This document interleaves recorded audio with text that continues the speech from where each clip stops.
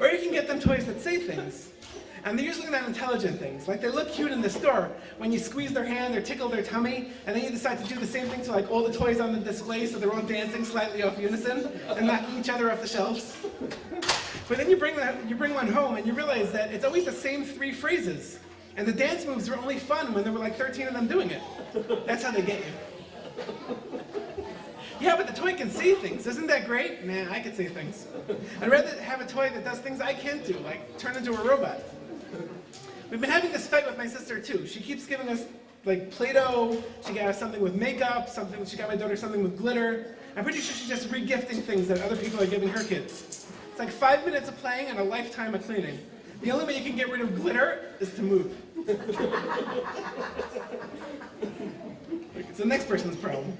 But yeah, speaking of Hanukkah presents, it's that time. I'm actually going to run out tonight. At like 2 in the morning, it's not easy to decide what to get anybody. Right? That's how I ended up one year buying a laminator. It was like free after rebates. I have never used a laminator in my life. What am I going to laminate? Now I'm laminating everything. I'm laminating the kids to the wall. Right? I'm just kidding. I haven't laminated anything. I didn't realize that you also had to keep buying plastic. Of course, Black Friday isn't all about bad decisions. Like last year, I bought a GPS. Finally. I got lost on the way to the store, but it's not my fault. It was 4 in the morning. And for a long time, we didn't have a GPS. A lot of people still don't have one. But there's never been an invention that more people who don't own it are proud not to own. Like nobody ever says, oh, we can't afford one right now. They say, we don't have a GPS. What, you need one? Like I could drive and read a map at the same time, thank you very much. I mean, sure, over-reliance on technology is never good, but like nobody says, an oven? We were thinking about getting an oven, but then I figured, what's the big deal? You squat in the backyard, you roast your chicken. My wife's not so happy. But in general, it's not easy to figure out what to buy people for Hanukkah, especially at 1 in the morning. And I'm not just talking about deciding what a person wants badly enough that they'll actually use it and appreciate having it, but not bad enough that they already ran out and bought it themselves. I'm talking about there's a certain disparity between how you think things are going to be used in the store and how they actually get used once you're home.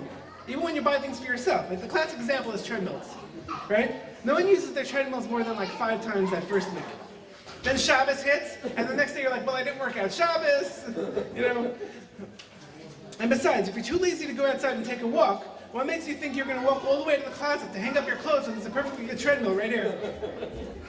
But for the most part, I blame the packaging. A lot of the time, the packaging shows the grossly idealized pictures of how you're going to use the product. For example, take the average game box. It always shows like a family sitting around, they're all grinning, like I can't believe they are playing this game. And, you know, even the people who are losing are smiling. And even though there's like 5 or 6 people playing the game, they're all crowded on 3 sides of the game board so the photographer could get in.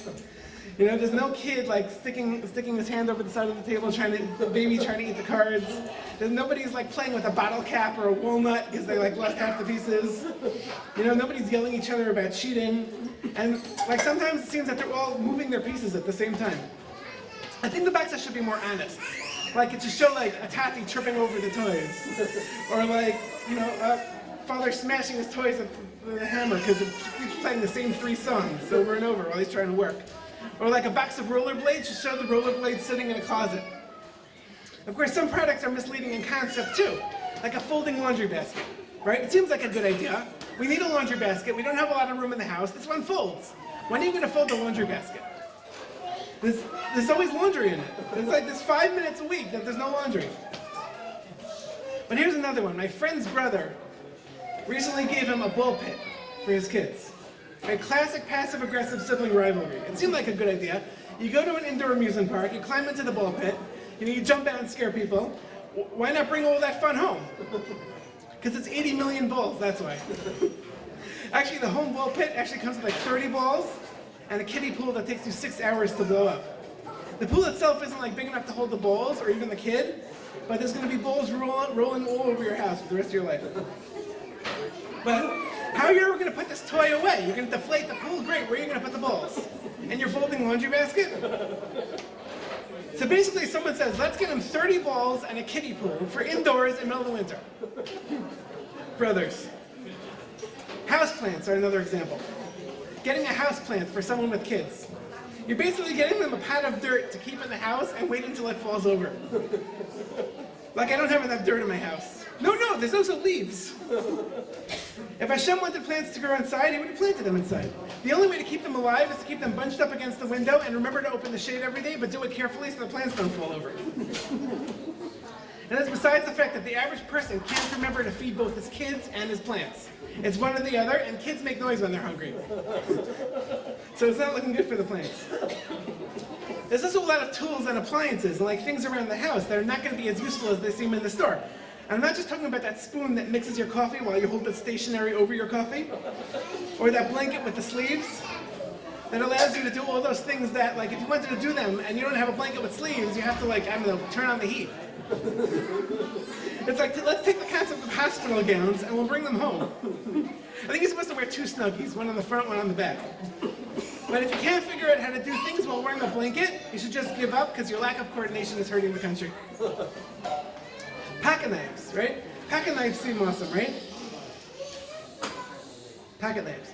They have so many tools and you can carry them like anywhere, except that the only tools you'll ever use besides for like the tweezers and the little scissor that you operate with your thumb is like the knife, and that's it.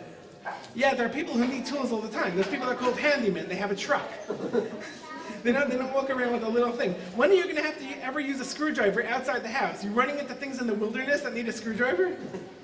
Do you really need the fish gutter? You're leaving the house. How often do you go fishing, but not realize in the morning when you leave the house that you're going to go fishing that day, that you can bring your fishing stuff? Or the corkscrew, right? How classy are you that you buy a bottle of wine that needs a corkscrew, but you can't wait to open it until you get home? And honestly, I don't use the belt hole puncher so often that I need to carry it everywhere, so I can have it on the road. If you're going to like somebody's house or a bas mitzvah, let's say, and you need a belt hole puncher, maybe you should ease up on other people's food for a second. You're embarrassing the challah. That's all I'm saying. Go figure. Mazel tov.